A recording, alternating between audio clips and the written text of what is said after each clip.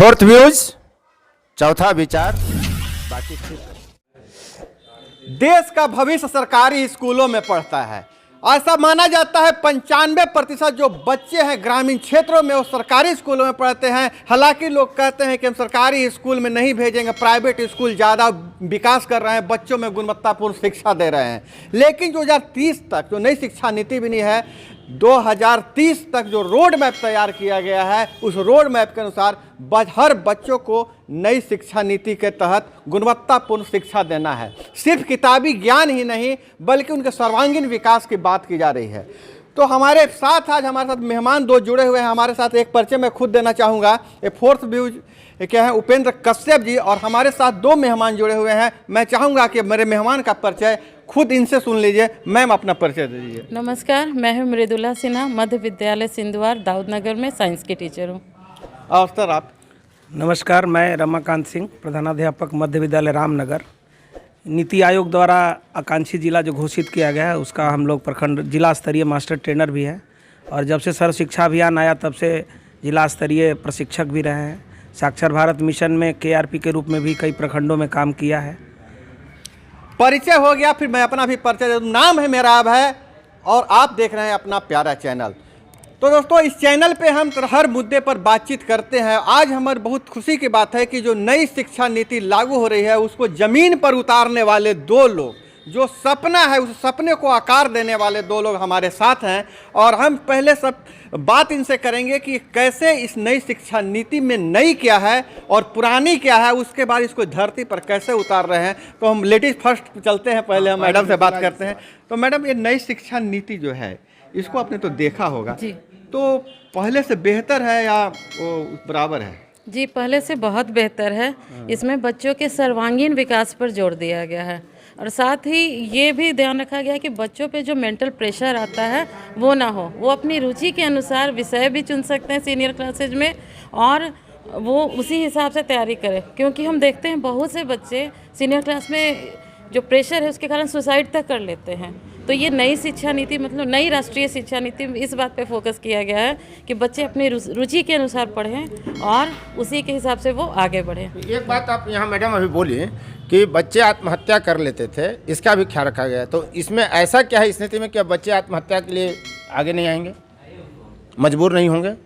सबसे बड़ी बात इसमें यह है कि गार्जियन पहले प्रेशर देते थे, मेरे बच्चे को डॉक्टर बनना है, इंजीनियर बनना है। बच्चे की रुचि उसमें हो या ना हो, और उस प्रेशर के कारण वो पढ़े, और उन पे प्रेशर आता था कि हमें अपने गार्जियन का सपना पूरा करना है। लेकिन अब उसमें वो क्या करते थे, इस प्रेशर में बहुत ऐसा हुआ कि वो सुसाइड तक कर लिए। लेकिन अब जो है कंडीशन, बच्चे कोई भी चीज़ चुन सकते हैं सब्जेक्ट। आगे 10+2 जो हमारा जो सिस्टम है साइंस और आर्ट्स में, मेरे ख्याल से अभी इसमें नहीं विभाजित किया गया है। जो उनका इंटरेस्ट है उसको सेलेक्ट कर सकते हैं, उन पे वो प्रेशर भी नहीं है। और दूसरी बात, आगे हमारे और भी ये चल रहा है कि भाषा को भी ध्यान दिया गया है। बड़े बड़े जितने भी प्रतियोगिता परीक्षाएं हैं वो हिंदी में भी आयोजित हुई हैं, तो इंग्लिश का भी प्रेशर नहीं है, तो बच्चे आसानी से अपनी रुचि से चुनकर। मैम, आप जो बात करें, जो आप मैं आपकी बात सुन रहा हूँ, तो ये जो आप बात जो बता रही हैं कि गार्जियन का प्रेशर, बच्चों का प्रेशर, तो ये जो हमें लगता है कि जो अंग्रेज नहीं, फिर भी देखिए, अभी जो हम लोग बात कर रहे हैं जो नई शिक्षा नीति, और खास करके हम सरकारी विद्यालयों की बात कर रहा हूँ, तो जो इस प्रेशर की बात, जो प्रेशर समझते हैं कि शिक्षा का क्या महत्व है, वो एक तबके तक ही सीमित है।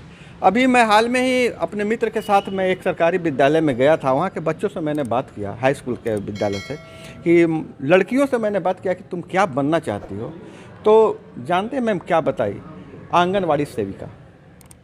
एक बच्चे से बात कर, सही बात बता रहा हूँ, एक लड़की से बहुत ऊपर बताई तो बोली कि मैं टीचर बनना चाहती हूँ। और एक बच्चों से बात किया तो बच्चों ने बताया कि हम, एक बोला कि ग्रुप D में जाना चाहते हैं। मतलब सपना भी ऊंचा बच्चे नहीं हाँ, देख पा रहे हैं। देखिए, सरकारी स्कूल के मैं बात कर रहा हूँ, आप जहाँ पर बात कर रही हूँ, एक तबका होता होगा जहाँ इतना प्रेशर है कि सुसाइड कर ले, वो कर ले। लेकिन बच्चों को ऐसे जोड़े जाए, उनके बड़े सपने देखे, इसके लिए क्या प्रयास चल रहा है सर? जी बिल्कुल, इसे विद्यालय स्तर पे जोड़ना बहुत ज़रूरी है। बच्चे, जो कि हम सभी जानते हैं सरकारी विद्यालय में गरीब और अभिवंचित वर्ग के बच्चे हैं, तो उन्हें आप समाज की मुख्य धारा में पहले लाएंगे तभी तो वो जानेंगे कि आगे क्या करना है। आप मेरे विद्यालय के बच्चों से पूछिए तो ऐसा जवाब नहीं मिलेगा। मैं ये कोशिश कर रही हूँ तरह तरह की गतिविधियों से, और उन्हें समाज की मुख्य धारा में लाने की कोशिश कर रही हूँ। ऐसा नहीं है कि मैं बस सिर्फ पढ़ाई पर ध्यान दे रही हूँ, उनका सर्वांगीण विकास हो इसके लिए कोशिश जारी है, और वो उन्हें सभी चीज़ों से परिचित कराया जाए, उनके व्यवहार में परिवर्तन लाया जाए, ये कोशिश है। यह कैसे संभव है इनको व्यवहार में सर्वांगीण विकास हो, बच्चे में एक नई सपने आए, कैसे संभव है इसको व्यवहार कैसे में किया? लाना संभव है कि बच्चे सपने देखें और गार्जियन सपना देखने का दबाव न डाले, बड़ा सपना देखने का?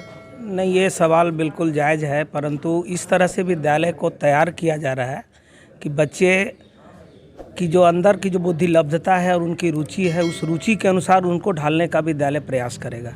नई शिक्षा नीति में ऐसा लाया गया है कि वोकेशनल कोर्स पहली बार शुरू किया गया है और 8वीं से शुरू किया गया। उसमें क्या क्या होगा? वोकेशनल कोर्स में हुनर की जानकारी बच्चों की दी जाएगी, बच्चे हुनर प्राप्त करेंगे, करके सीखेंगे, तो उनका जो आज मैट्रिक इंटर करने के बाद जो बेरोजगारों का फौज खड़ा होता है, वो कुछ न कुछ तकनीक लेकर के विद्यालय से बाहर निकलेंगे। अभी हम सर अभी जो नए कहेंगे, हम एक बार बात कर लेते हैं सर, जब इस मुद्दा पर निकली है कि जो नई शिक्षा नीति और लोगों से बात होती है, उन्होंने बोला कि जापान से प्रेरित होकर यह नई शिक्षा नीति लागू किया गया है। तो जापान में जो इंफ्रास्ट्रक्चर है, जो सोच है, जो उनका हैबिट्स है, तो वह तो हमारे यहाँ नहीं है अभी। तो ऐसा नहीं लगता है कि जो शिक्षा नीति जो बनाई जा रही है उसमें यहाँ आप लोगों से कुछ लिया जाए? क्या मतलब है इस देश का, जिस तरह से हमारे यहाँ व्यवस्था है उस हिसाब से नई शिक्षा नीति 100% लागू हो सकता है? कोशिश की जाएगी और परिणाम तो बाद की चीज़ है, लेकिन हम लोगों को जो भी संसाधन हैं और उसका भरपूर उसका उपयोग करेंगे, और कबाड़ से भी जुगाड़ होता है। संसाधन नहीं भी हो तो संसाधन का उपाय किया जाएगा, और बच्चों में हुनर का डेवलपमेंट के लिए जो प्रोग्राम लाए जा रहे हैं, विद्यालय में बच्चे खेलेंगे, बच्चे अखबार निकालेंगे, बच्चों के अंदर जो भी प्रतिभाएं हैं उन प्रतिभाओं को हम फैसिलेट करेंगे, और फैसिलेट करने के बाद उनकी प्रतिभा जगेगी, और जगेगी तो स्वतः वो अपना मार्ग प्रशस्त कर लेंगे। अभी बाढ़ से जुगाड़ की बात करें, लेकिन ऊर्जा तो इधर खर्च होगी। लेकिन मैडम से हम बात करना चाहेंगे, क्या सर मैडम ऐसा इंफ्रास्ट्रक्चर है अपने यहाँ कि वो जो नई शिक्षा नीति है उसको 100% तो नहीं 70% लागू किया जाए? हाँ, ये आप सही कह रहे हैं, वैसा इंफ्रास्ट्रक्चर तो नहीं है, पर अगर हम कोशिश करें तो धीरे धीरे इसे किया जा सकता है। कहते हैं ना, where there is will there is a way. अगर हम कोशिश करेंगे तो बिल्कुल होगा, और धीरे धीरे ये हो रहा है। अब कुछ विद्यालय में देखे जाकर, और विद्यालय क्या, मैं आपको फेसबुक हमारा एक ग्रुप है टीचर्स ऑफ बिहार, आप उसमें जाकर देखिए, ऐसे ऐसे इनोवेशन हो रहे हैं, ऐसे कार्य किए जा रहे हैं कि आप अचंभित हो जाएंगे कि ऐसा हो रहा है। तो हम कोशिश करें तो बिल्कुल हो सकता है, थोड़ा समय लगेगा पर होगा। बिल्कुल मैडम। और 37% विद्यालयों में तो शौचालय नहीं है, लड़कियां इसलिए स्कूल नहीं जाती हैं कि वो शौच कहाँ करेंगे। और एक बात हम आप लोगों से कहेंगे, जैसे एक विश्वविद्यालय के कुलपति से हमारी बात हो रही थी, और वो प्रेस कॉन्फ्रेंस में खुले मंच से बोले कि इसको आप लोग मीडिया में नहीं लाइएगा। उनका स्पष्ट कहना था कि हमारा काम है शिक्षित बेरोजगार पैदा करना, हम सर्टिफिकेट देते हैं स्कूल कॉलेज के जरिए और उनको शिक्षित बेरोजगार बनाते हैं। तो ये नई शिक्षा नीति में स्थिति बदलेगी क्या, आपको लगता है? संभावनाएं बन रही हैं कि नई शिक्षा जो नीति लाई गई है इसका स्वरूप भी बदल गया है। पहले बच्चे 6 साल की आयु प्राप्त करते थे तब विद्यालय जाते थे। अच्छा। अब आंगनबाड़ी को विद्यालय से जोड़ा जा रहा है, और 3 साल के बच्चे अब विद्यालय में आएंगे, जहाँ पे उनके पोषण का, स्वास्थ्य का ख्याल रखा जाएगा, और उनको साथ साथ उनको खेल के माध्यम से पढ़ाया भी जाएगा। तो आंगनबाड़ी विद्यालय का पार्ट हो जाएगा, और अब 3 साल के आयु से बच्चे हमारे विद्यालय में आएंगे, और उनके अंदर की जो प्रतिभा उसके अनुकूल जो बनना चाहता है उसका काउंसलिंग किया जाएगा, और जो बनना चाहता है, जिस क्षेत्र में जानना चाहता है, अगर खेल की ओर जा रहा है तो खेल की सारी सुविधाएं उन्हें दी जाएगी। अगर वो राइटर बनना चाहता है तो उसके अनुसार उसको वातावरण दिया जाएगा। तो कोशिश हो रही है, नई शिक्षा नीति की परिकल्पना है। कस्तूरी रंगन साहब ने जो बनाया था, अंतरिक्ष वैज्ञानिक थे, उन्होंने जो बनाया है बड़ी सोच समझ कर बनाया, और 2030 तक हमारा रोड मैप तैयार है। निश्चित तौर पे कुछ न कुछ परिणाम बेहतर आएंगे। दिया जाएगा, बार बार शब्द आ जा रहा है, ऐसा किया जाएगा, वैसा किया जाएगा, 2030 तक रोड मैप है। मैडम क्या लगता है कि 2030 तक अचीव कर पाएंगे? अगर सच्चाई बोले, जैसा इंफ्रास्ट्रक्चर है हम लोग नहीं कर पाएंगे, लेकिन कोशिश कर रहे हैं। ठीक है, 2030 नहीं, पर इसको अगर हम निगेटिव व्यू से देखेंगे तो कभी नहीं कर पाएंगे। हम सही है, बिल्कुल सही है। हम अपने स्तर से कोशिश करेंगे ना, कहते हैं ना, bit by bit makes a byte. तो हम धीरे धीरे कोशिश करें, और अपने आप ये ठीक है 2030 तक नहीं, 2040 तक हो तो होगा। तो लेकिन अगर हम पहले ही हार मान लें कि ये नहीं होगा तो शायद कभी ना हो। क्योंकि एक महिला है तो खास करके अब आपसे लड़कियों की शिक्षा और स्वास्थ्य पर बात नहीं किया जाए तो थोड़ा ही होगा। क्या आपको बहुत दिन से आप इस पठन पाठन कार्य में है, तो जो लड़कियों का स्तर है विद्यालय आने का, विद्यालय जाने का, या फिर विद्यालय में उनका स्टेटस, रहन सहन, जैसे मैं जैसा देखा हूँ कि पहले लड़कियाँ बिना चप्पल के आती थी और लड़के चप्पल में आते थे, अभी क्या है? अभी लड़कों लड़कियों में कुछ फ़र्क हुआ है क्या, बदला है, या कुछ ज़्यादा लड़कियाँ मतलब स्कूल आती हैं? सर इसका जवाब तो आप मेरे विद्यालय आकर देख सकते हैं। लड़कियां ज़्यादा एक्टिव हैं मेरे विद्यालय में। वो आप कह सकते हैं, मैं जूनियर क्लास में कमी है थोड़ी क्योंकि जा नहीं पाती हूँ, बट 6 to 8 में आप देखेंगे तो आप कह सकते हैं 95% लड़कियां स्कूल यूनिफॉर्म में आने लगी हैं। और अब अगर मेरे साइंस एग्जीबिशन जो मैंने 14 दिसंबर को करवाया, उसमें आप कह सकते हैं ज़्यादातर उसमें लड़कियां थी, 2-3 लड़के ही थे, बाकी सारे जितने भी मॉडल्स बनाए सब लड़कियों ने बनाए और सारी एक्टिविटीज़ में लड़कियां ही आगे होती हैं। पेरेंट्स का क्या मोटो है? पेरेंट्स का मोटो क्या है? पहले होता कि बिटिया को तो पराया घर में जाना है तो थोड़ा सा उनको कम सुविधाएं मिलती थी, अब पेरेंट्स का भी कुछ मानसिकता बदला है? थोड़ी बहुत तो बदल रही है, क्योंकि वो देख रहे हैं अपने बच्चों की तरक्की और वे खुश होते हैं कि हमारे इस विद्यालय में, क्योंकि बहुत से पदाधिकारी भी आए हैं, कुछ और भी। अभी हमारे स्कूल में बात हो रही है किलकारी बाल भवन के बारे में, आपने सुना होगा, तो हमारे विद्यालय में किलकारी केंद्र खोलने की बात हो रही है। और ये क्या लाभ मिलेगा बच्चों को? सर इसके बारे में बहुत ज़्यादा जानकारी अभी मुझे नहीं मिली है। कल ही बात हुई है पूर्व जन शिक्षा निदेशक गालिब सर, उन्हीं के माध्यम से, तो वो उन्होंने ये कहा कि कुछ वित्तीय सहायता भी मिलेगी और प्लस वो वहाँ के जो सदस्य हैं वो मंथ में 1 दिन आएंगे और बच्चों को बहुत सारी चीज़ों से परिचित कराएंगे, विभिन्न विधाओं को सिखाएंगे। और चूँकि हमारे विद्यालय में मैंने एक रूम बनाया हुआ जिसमें विज्ञान घर भी है और लाइब्रेरी भी मैंने खोला है उसमें, तो उसी रूम के माध्यम से वो और बहुत सी चीज़ें सिखाएंगे। सरकारी स्कूलों की भी तस्वीर बदल सकती है, बदलने वाला टीचर चाहिए, प्रधानाध्यापक। एक चीज़ जिनका नेक नाम लिया इन्होंने मोहम्मद गालिब सर का, और चूँकि मैं उनसे व्यक्तिगत रूप से बहुत परिचित भी हूँ, और उन्होंने एक जो औरंगाबाद जिला में जो उन्होंने इनिशिएटिव किया है, पहले 40 शिक्षकों को लेकर 40 विद्यालय के 40 शिक्षकों को हंसपुरा प्रखंड से उन्होंने शुरू किया था।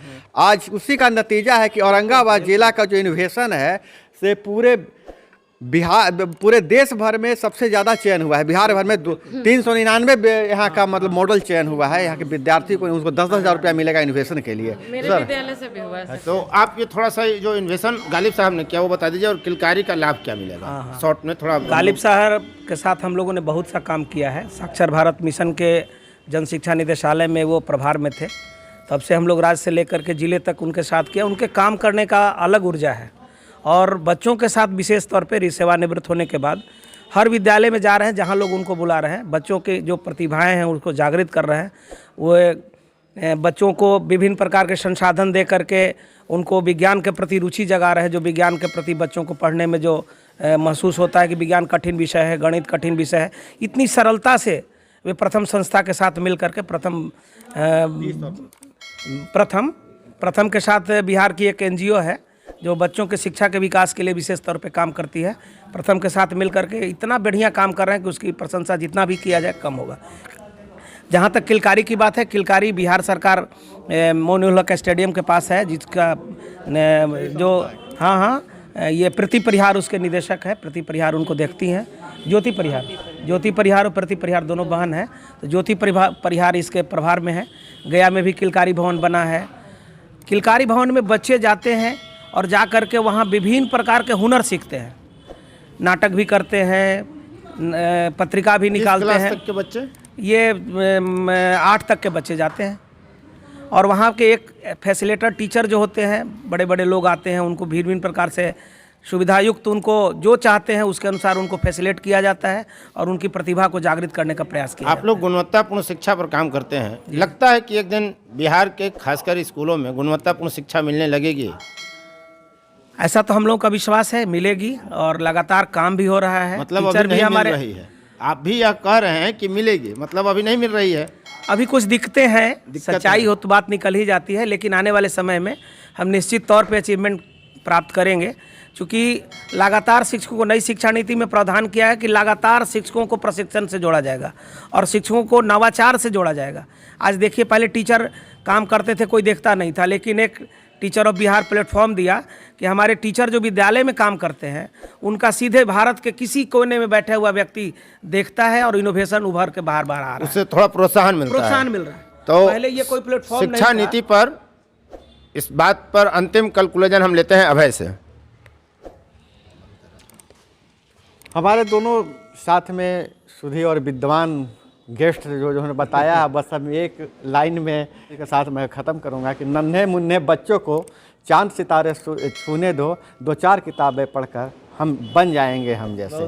तो इसी के साथ इस तरह सार्थक बातचीत के लिए हमारे साथ जुड़े रहिए। चैनल पर नए तो चैनल को सब्सक्राइब कर लीजिए। मिलते हैं अगले वीडियो में। जय हिंद, वंदे मातरम। फोर्थ व्यूज, चौथा विचार।